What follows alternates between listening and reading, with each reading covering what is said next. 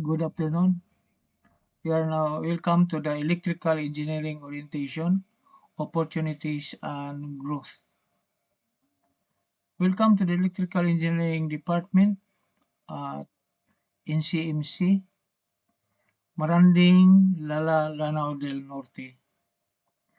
It is established in 2013 and recognized by CHED in 2019. Today marks our 12 years of conducting this orientation program.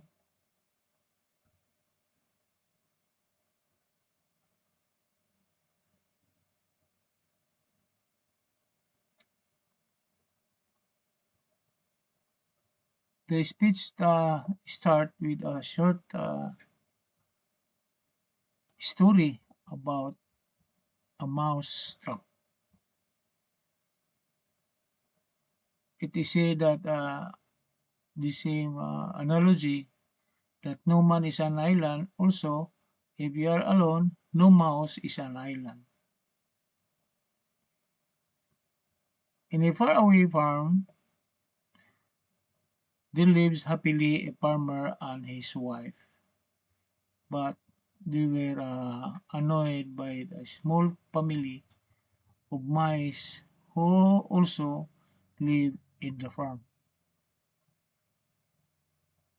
One day, from inside his mouse hole, the mouse discovered that the farmer received a gift at the mailbox.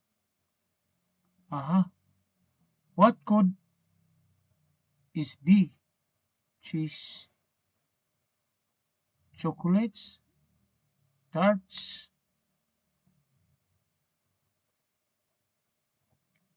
When they opened the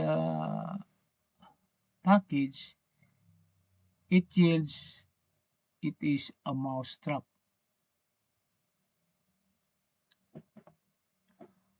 Prompting the mouse can run to the chicken to say, "Hey, the farmer has a mouse trap. What will we do?"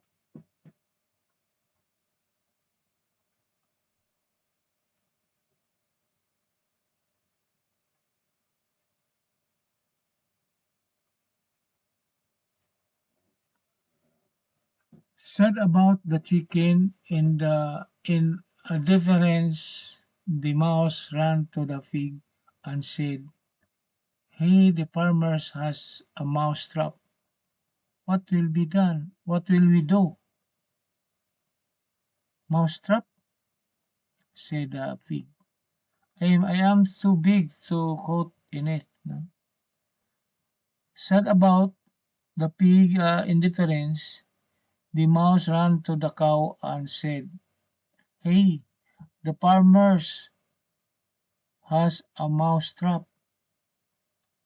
What will we do?" On the night,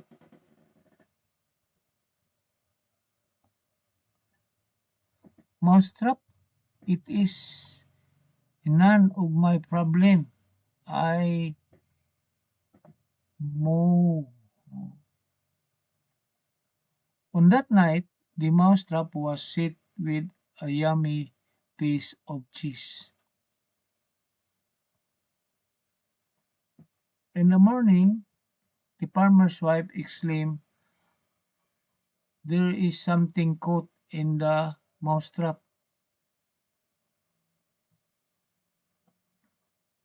Only to find out it was a snake that got caught in the mousetrap. That vicious snake bit the farmer's wife. The farmer's wife fell seriously ill, and they needed a nutritious food as advised by the doctor.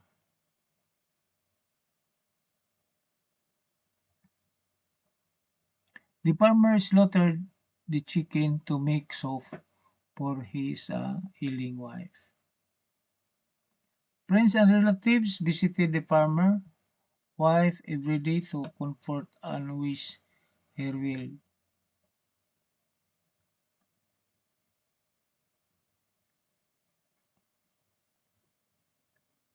Unfortunately, the farmer's wife died, and more relatives and friends came for the weekend funeral. Alas, the farmer had to slaughter the cow. No, no. The farmer slaughtered and roasted the pig to feed the many visitors every day. Alas, the farmer had to slaughter the cow in order to feed the guests who sympathized with him.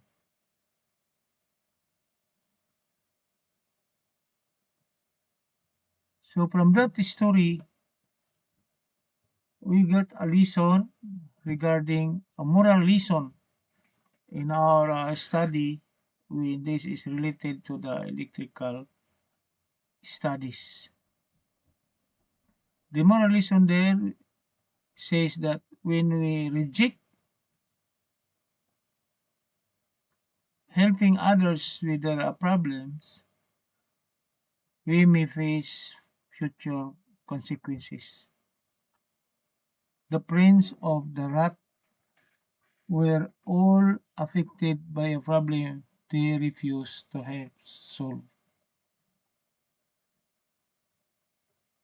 So it is applied in the engineering that we have now electrical. Help classmates with subject like mathematics, physics, and engineering mechanics. The person you help today might assist you in finding a job tomorrow.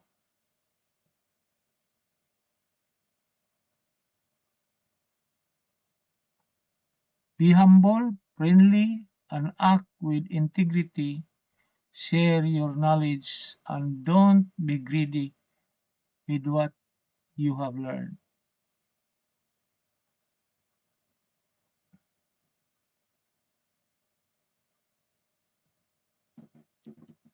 Electrical engineering related to the community, yes. Always smile and be accommodating to classmates even when facing problems. Share your challenges with friends and classmates. Don't be pretentious. Act as a well-disciplined person. When problems arise, seek help from seniors. Study diligently and don't waste time.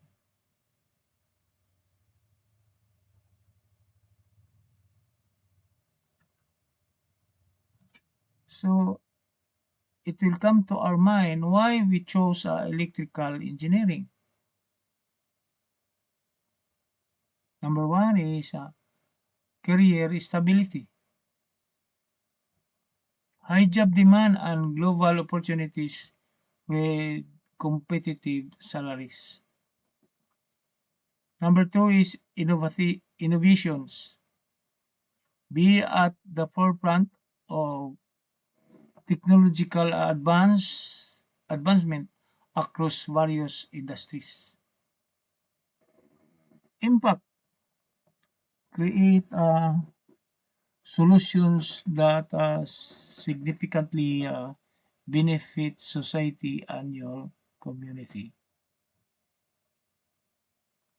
This diverse field offers extensive career paths, continuous learning, and the ability to make a tangible impact whoever you are.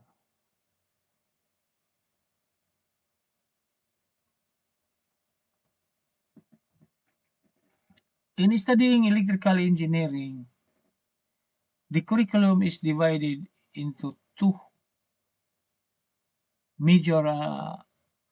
The first is the major subjects, and the other one is the allied subjects. So in the major subjects, it is the electric circuits, where in the first year or second year, you will undergo electric circuits. Number 2 is electrical machinery, motors, generators, transformers, and others. No? Power system, transmission, and distribution. Electrical design,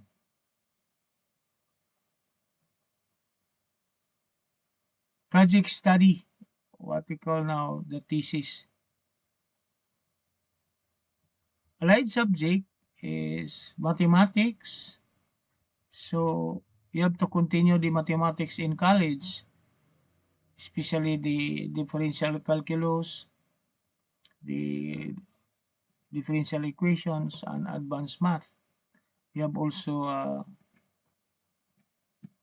and others engineering sciences. No? Ethics and laws. So that is in the constitution and bylaws of the electrical engineering. Contracts and obligation and several laws to study. The ethics there composed of two. The engineering ethics code and the code of conduct. Next is the engineering economy and management.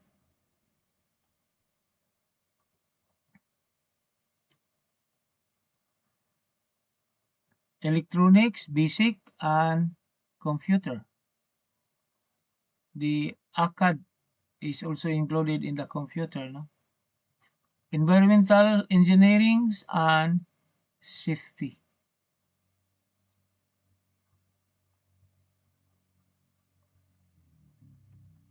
So the field of practice after graduations of electrical engineering, so you are now an engineer. At this time, you become an engineer. Number 1 is consultancy and design. Work in consultations, inspection, valuations, design, and preparations, and estimates. Number 2 is installation and manufacturing. Handle installations of electrical systems and manufacturing of equipment, including switchboards, transformers, and motors. Number 3 is operation and maintenance. Operative and maintain electrical system in power plants, industrial facilities, and commercial buildings. By the way, consultancy and design is might that new graduate is not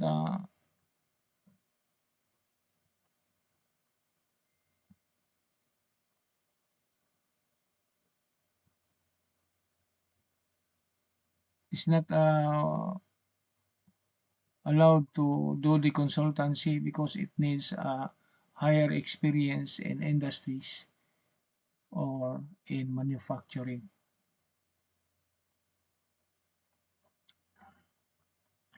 More career opportunities. Number 1 is number 4, that is education. The education. So after graduations, and then first the board exam, you can return to the school and teach what you have learned. But you have also to follow what should be the requirements of the CHID, where the instructor will pursue his master's degree. Number 5 is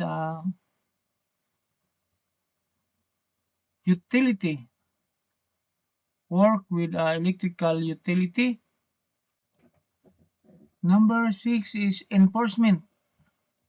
Join local building officials or other electrical enforcement agencies. And the last one is the sales. Work in sales and distributions of electrical equipment requiring engineering knowledge. Career and financial benefits. High demand. Electrical engineers are essential to modern life, from power generation to advanced technology, ensuring career stability. Number 2 is competitive pay. The field offers high starting and mid-career salaries, making it financially rewarding. Number 3 is global work.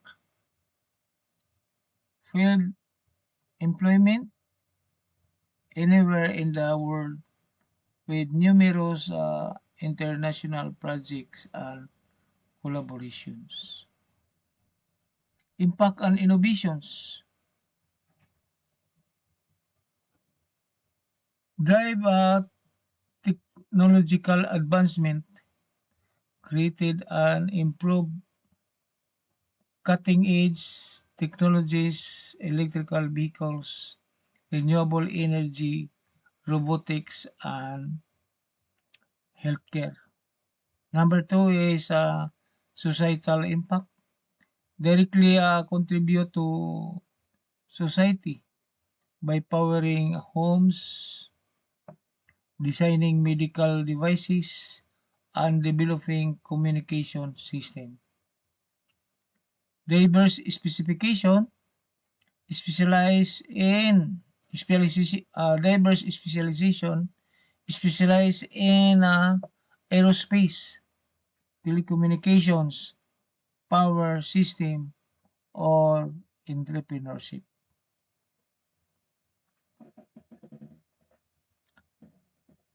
Personal and professional growth, hands-on and engaging work. Electrical engineering involves practical hands-on work that keeps you engaged and prevents boredom. Continuous learning, the rapidly evolving natures of technology requiring ongoing professional development. This is what they call the CPD. Fostering significant personal growth. Thank you for joining out today as you begin your journey in electrical engineering.